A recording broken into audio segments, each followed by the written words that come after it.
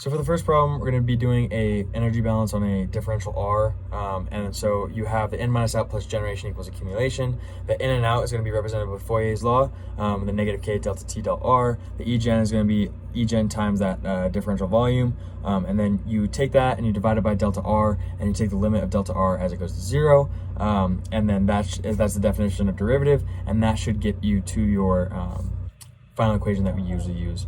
For the second problem, we are doing the absorber plate, and there's no electric generation, and it's all steady state, so all you're left with is ddx times k dt dx, and then you take the first integral, get c1 over k, and take another integral, you get c1 over k times x plus c2. The c2 is found through the specified boundary condition, and then that c1's specified temperature boundary condition, and that c1 is found through the specified heat flux, where we plug c1 over k into dt dx.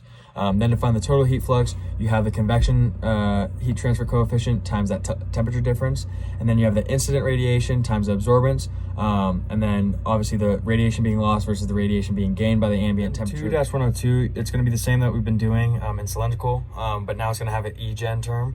So then you have that Egen is going to be equal, negative Egen is going to be equal to that differential part. And then so when you solve the equation, you finally get a differential equation of TR equals Egen R squared divided by K times 4 plus C2.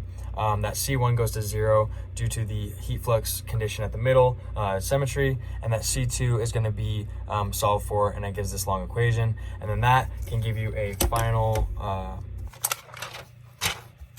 solution of 125 by plugging in the radius of 0.